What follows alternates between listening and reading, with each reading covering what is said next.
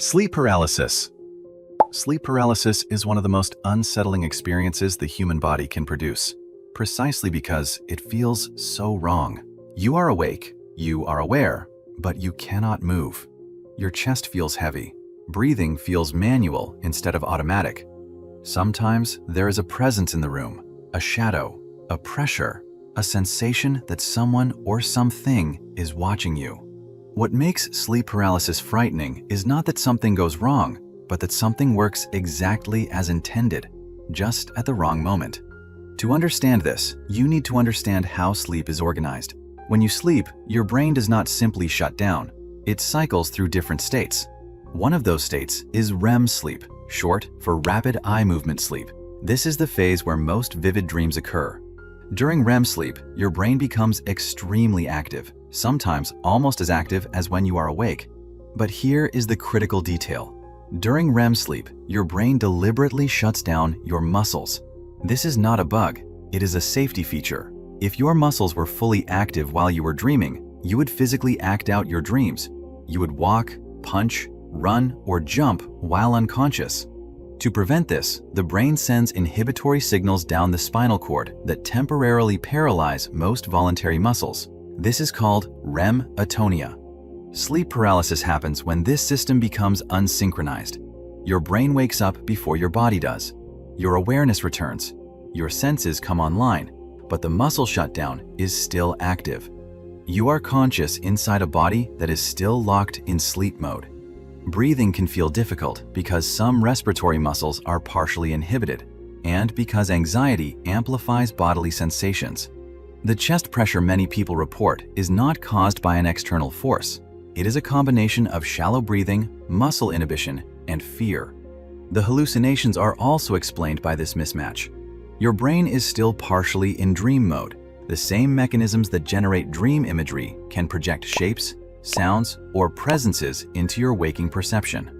Because you cannot move or speak, the brain interprets the situation as a threat. Evolutionarily, immobility plus threat equals danger, so the fear response explodes. Sleep paralysis is not dangerous. It does not damage the brain. It does not indicate mental illness. It is simply a state where consciousness wakes up before the body receives the signal to unlock movement. The experience feels supernatural because the brain is designed to treat it as urgent.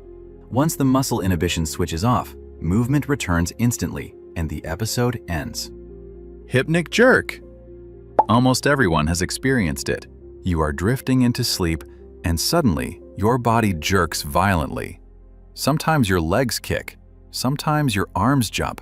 Often it is accompanied by the sensation of falling from a height, missing a step, or dropping into empty space.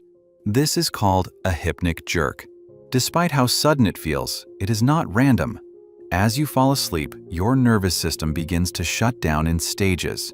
Muscle tone decreases, heart rate slows, breathing becomes deeper and more regular. The brain gradually shifts from alert processing to sleep rhythms. But the brain does something interesting during this transition. It checks whether the body is safe. One theory suggests that as muscle tone drops rapidly, the brain briefly misinterprets this relaxation as a loss of balance. In evolutionary terms, losing muscle control could mean falling from a tree or collapsing while vulnerable. So the brain sends a rapid corrective signal. That signal causes a sudden muscle contraction. The falling sensation is not the cause of the jerk. It is the perception created by the brain as it reacts to the sudden shift in body state. Stress, caffeine, irregular sleep schedules, and exhaustion all increase the likelihood of hypnic jerks. They make the transition into sleep more abrupt, increasing the chance that the brain misreads the signal. Hypnic jerks are not harmful. They are not seizures. They are not signs of neurological disease. They are a reminder that falling asleep is not a simple off switch. It is a controlled descent, and sometimes the brain hits the brakes too hard. Brain cleaning. For decades, scientists believed the brain had no real waste removal system. Other organs use the lymphatic system to flush out toxins and metabolic waste. The brain appeared to be different. That assumption was wrong. During sleep, the brain activates a specialized cleaning network known as the glymphatic system. Here is what happens. When you are awake, brain cells are tightly packed. Neural activity is high. Information is constantly being processed. There is simply not enough space for large-scale waste removal. During deep sleep, brain cells shrink slightly. This creates extra space between them. Cerebrospinal fluid begins to circulate more freely through the brain tissue, washing away metabolic byproducts. One of the substances removed during this process is beta amyloid, a protein associated with Alzheimer's disease when it accumulates excessively. This is why sleep deprivation is not just about feeling tired. Without sufficient sleep, the brain's waste products build up. Cognitive performance declines. Emotional regulation weakens. Long-term risks increase. This cleaning process is most active during deep, slow-wave sleep, not during light sleep or brief naps. That is why fragmented sleep feels so unsatisfying. The brain never fully enters maintenance mode. Sleep is not passive rest. It is scheduled neurological maintenance. Your brain does its most important housekeeping while you are unconscious. Rapid eye movements. During REM sleep, your eyes move rapidly beneath your eyelids. This movement is not random. REM sleep is the phase where the brain integrates emotion, memory, imagination, and sensory experience into dream narratives. The eye movements are believed to correspond to shifts in dream imagery, similar to how your eyes move when scanning a real environment. In REM sleep, the brain is internally simulating reality. Visual areas activate. Emotional centers like the amygdala become highly active. Logical control regions in the prefrontal cortex reduce their influence. This is why dreams feel vivid but illogical. The brain is running a simulation without full rational oversight. Dreams are not messages or predictions. They are the brain's way of reorganizing information, testing scenarios, and processing emotional residue from waking life. REM sleep plays a key role in emotional regulation. People deprived of REM sleep show increased emotional reactivity, anxiety, and difficulty coping with stress. Dreaming is not meaningless noise. It is the mind sorting itself. Body temperature drop. As you fall asleep, your body does something that often surprises people. It deliberately cools itself down. This is not a side effect of sleep. It is one of the conditions required for sleep to happen properly. Your body temperature follows a circadian rhythm, controlled by a region of the brain called the hypothalamus. During the day, your temperature is slightly higher to support alertness, muscle performance, and cognitive speed. At night, that temperature begins to drop. This drop is a signal.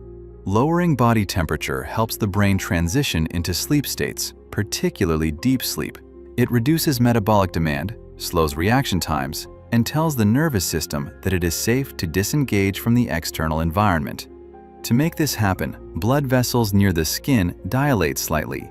Heat is released outward. This is why your hands and feet often feel warmer when you are falling asleep. They are acting as heat exchangers. At the same time, your core temperature decreases. This is also why sleeping in a cool environment improves sleep quality. If the room is too warm, the body struggles to shed heat efficiently. Sleep becomes lighter, more fragmented, and less restorative. Feeling cold at night does not mean your body is failing to regulate itself. It means it is doing exactly what it is designed to do. Blankets help not because the body wants to stay warm, but because they allow controlled heat retention while still enabling the internal temperature drop needed for sleep. Sleep begins with cooling. Memory consolidation.